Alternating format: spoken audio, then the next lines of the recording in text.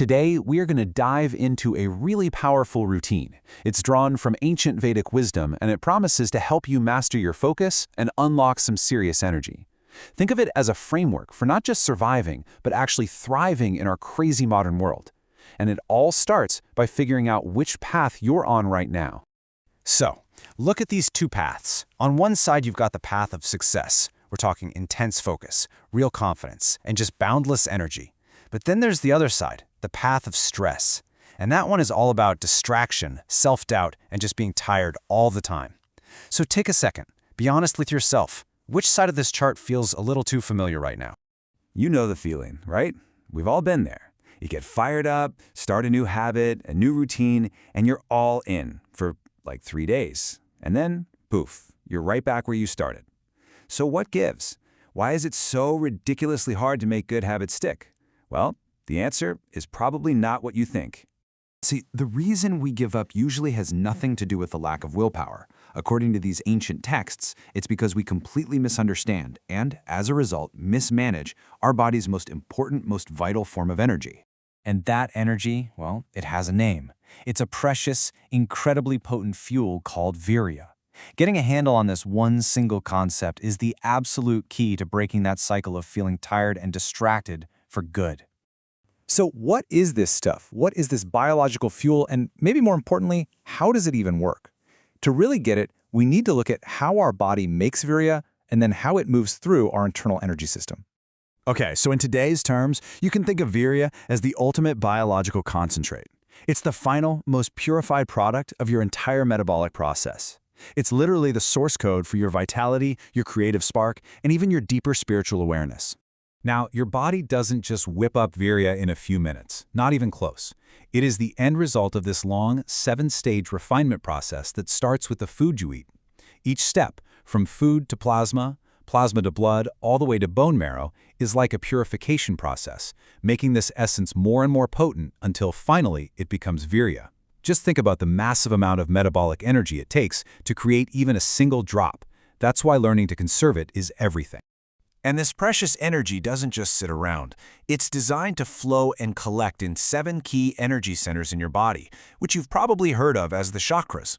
And each one governs a totally different part of who you are, from your most basic survival instincts all the way up to the highest states of consciousness.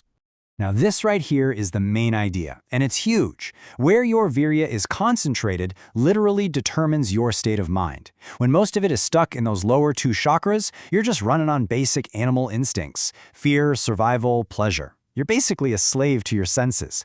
But when you learn how to draw that same energy upward, you start operating from a place of purpose and creativity and real mastery over your own mind.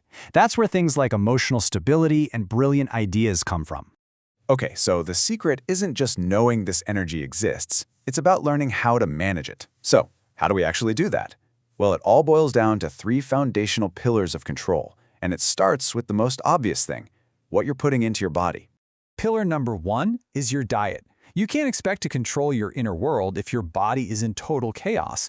So, for a set period, let's say 21 days, you try a sattvic diet, which just means pure and clean. You eat a little less than you think you need, and you try fasting 1 day a week.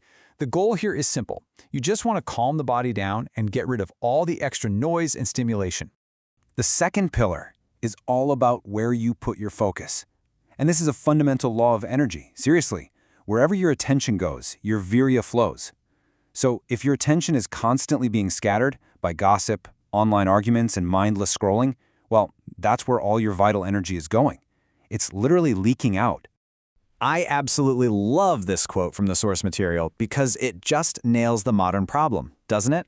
Every single notification, every ping, every little red dot is designed to do one thing: pull your attention, your energy, outward and away from you, leaving you feeling drained and totally unfocused. And that brings us to the third pillar, sublimation. It's so important to get this right. This is not suppression. Just trying to bottle things up only creates more conflict inside.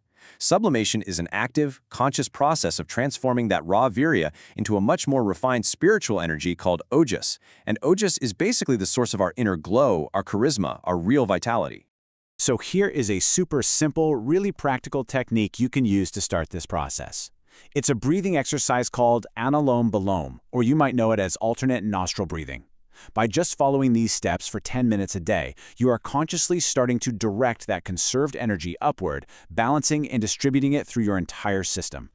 Okay, so we have the pillars, right? Diet, focus, and sublimation. Now, let's put them all together into a daily structure, a routine that puts you back in the driver's seat of your time and your energy. I want you to think of this chart as your new map for life. Every single thing you do during the day falls into one of these 4 boxes. Up top, you've got the activities that build you up, purposeful work, and necessary actions. And down at the bottom, you've got the things that drain you, unnecessary tasks, and those hindering activities. The very first step is just awareness. Just watch yourself for a day and see where your energy is actually going. The goal here isn't perfection. It's to live by an 80-20 rule. You want to invest 80% of your time and your energy in those top 2 quadrants, the things that are moving you toward your big goals and the essential habits that support you. The other 20%, that's for everything else, but the key is to manage it consciously. So how do you actually start? Simple. You start by winning the very first hour of your day. From 5 a.m. to 6 a.m., you create your golden hour. The first 20 minutes are for exercise. Get that oxygen flowing. The next 20 are for meditation and that breathing exercise to direct your energy. And the final 20 minutes are for planning your day using that 4 quadrants chart we just saw. All right, let's put all the pieces together into a plan you can actually use. This isn't just some nice theory. It's a 21-day blueprint for a total transformation. And it really just starts with a couple of simple commitments. This whole morning routine is supercharged by 2 simple rules for your evening. First, eat a light dinner so your body isn't working overtime while you're trying to sleep. And second, and this is huge, disconnect from your phone at least 2 hours before you go to bed. You have to protect your energy and your mind as you wind down for the day. Give this system a real shot. Commit to it, really commit, for 21 days. That's about how long it takes to break those old draining patterns and actually forge new neural pathways in your brain. It is a tiny investment of time for a life-altering return of focus, clarity, and pure, raw vitality. You know, when it's all said and done, it really boils down to this one simple truth. Your vital energy is the most valuable currency you will ever have. You can either waste it on 1,000 different distractions, or you can consciously choose to invest it in building the life you actually want.